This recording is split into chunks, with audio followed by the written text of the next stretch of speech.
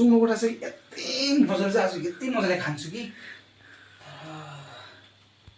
मजाले खाइन्छ आज चाहिँ मजाले खाइन्छ हात धोइन्छ हो मजाले खाइन्छ हो मजाले खान्छु आज चाहिँ साँच्चै नै म एक्लै छु मजाले खान्छु ल मजाले खाइन्छ पाकेको पनि पायो खाना पनि भयो मासु पनि भयो सबै भयो यति मजाले खाइन्छ आज चाहिँ अब खाना खाइन्छ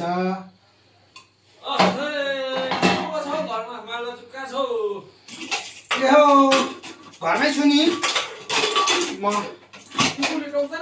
कुकुरले टोक्दैन आउनु नि भित्रै आउनु नि के गर्नु खाना खाउँ भनेको हौ सब्जी खानासँग खाना खाउँ भनेर यहाँ भर्खर गरेर बस्नु नि यहाँ बस्नु नि भर्खर सब्जी खाना पकाउँको यहाँ खाना खाउँ भनेको कि कोही ए म पनि भर्खर आइपुगेको हो नानीको ए हो आज इक्जाम थियो कि अन्त भाइको यहाँ भर्खर आइपुगेको ए अँ म पनि त्यतिकै हो अलिकति गुन्द्रुक ल्याएर सुप बनाएको हो झोल बनाएको खाउँ भनेको कि म पनि हेर्नु नि अघि यहाँ कुखुराको मासु खान्छ जस्तो लगेर बिचरा नानीले कि ल्याइदिउँ भनेको दोकानै बन्द गरेछ ढिलो भएर त्यही त अब कुरा कति बेला आएको थियो अघि अब म त भर्खर आएको नि नानी ट्युसनमा गर्दाखेरि ढिलो भयो हो अन्त अहिले टाइममा के बनायो सब्जी ओ गुन्द्रुकको सुप बनाएको छु उयो भात पकाएको छु त्यस्तै खान्छु नि म त के जहिले पनि त्यस्तै खान्छु म त बेलुका गुन्द्रुक सुप खान्छु कोही बेला आलुको चानाको झोल खान्छु कोही बेला के मुन्टा मान्छेको झोल खान्छु अन्त के गर्नु त्यस्तै छ के पकायो सब्जी उही गुन्द्रुकको झोल पकाएको छ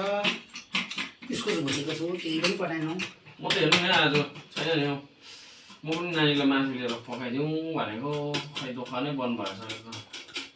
मासु पकाएको मासु पकाउँदैछ त हौ मासु पकाएको छ नि के ब्रोले यो पल्लो घरतिर पकाएको होला तेरोमा कहाँ मासु पकायो मेरोमा त उही गुन्द्रुकको झोल पकाएको छु इस्कुस भुटेको छु केही पनि छैन म त पकाउँदिनँ त के भाइ मासु खानु मन लाग्यो मासु खानुको लागि टाइममा आउनुपर्छ नि 6 बजीतिर आउनुपर्छ 5 बजीतिर आउनुपर्छ मासु दोकान सबै खुल्ला हुन्छ म त केही पकाउनु भएन ए म त फेरि पकाएर दिन्छु नि त अन्त यति पकाएर म सधैँ दिइहाल्छु यति पकाएर सधैँ दिइहाल्छु तिमीलाई मैले कहिले राखेको रोकेको छुइनँ तर सधैँ पनि दिन्छु त तर आज मैले पकाएन आज बिहिबार हो नि पकाएन गुन्द्रुकको झोल बनाएँ अब गुन्द्रुकै झोल भए पनि गुन्द्रुकको झोल त खाँदिन हौ तर त्यो पर भाँडा त म गुन्द्रुकको झोल दिन्छु होस् हुन्छ किन होस् भने गुन्द्रुकको झोल दिन्छु हो त्यो भाँडा ल्याउ त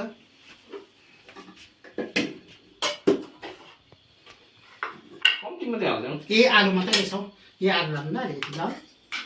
आलु र बाउछरा खानु नि आज भोलिको दिनमा पकाएर दिइहाल्छु नि फेरि सधैँ पनि ल सधैँ दिएकै छु त हौ मैले सधैँ पनि दिएकै छु त हौ मैले होइन मैले पनि त कहाँ आएको जस्तो अब मासुको गन्ध आगो जस्तो लागेर चाहिँ आगो बुढाले पकाएर भनेर सधैँ त पकाएर राखिदिन्छ पकाएपछि त म त दिन्छु त हौ सधैँ दिन्छु त हौ म त जाउँ भाइ ल दाजु गइ ल ल ल ल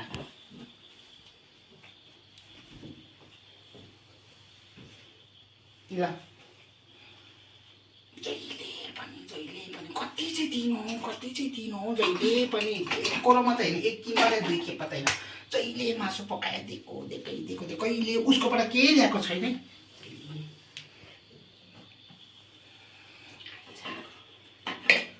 मजाले खान्छ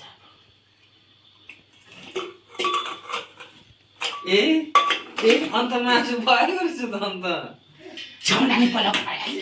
दिएको थियो कि त्यो अहिलेको तरकारी तताएको मात्रै हो मैले ल्याइन नि कहाँ ल्याएँ पल्लो घरबाट यति दिएको थियो कि त्यो तताएको मात्रै हो मलाई मात्रै ल्याएछ कि पल्लो घरबाट यति दिएको हो बाँडा खाउन लु बाँडा खाउन त्यो पहिला ल्याउ त म अलिकति दिन्छु डाँठेको हामीलाई त सानो जोड्दैन त अन्त होइन हौ पल्लो घरबाट यति कटरमा बोकेर ल्याएछ कि त्यही खाएको हो त्यही तताएको मलाई मात्रै ल्याएछ अब तिमी मेरो अनुहार नहेर्नु मेरो नानीको अनुहार त हेर्नु नि हौ अन्त सानो कटर ल्याउ त अलिकति दिन्छु नि त अलि खाउन बाँडेर खाउन मासु खाने भाइ यता यहाँ त मासु कत्रो खाने खाने दिन्छु नि म एक हप्ता भइसक्यो मेरो नानीले मासु नखाएको ल माथि दिन्छु नि म त्यस्तो छुइनँ नि म त्यस्तो छुइनँ नि म दिन्छु नि सानो कटर ल्याउ त परबाट कुनबाट झिक्यो सानो कटर ल्याउ त म दिन्छु नि अब के गर्नु आफू त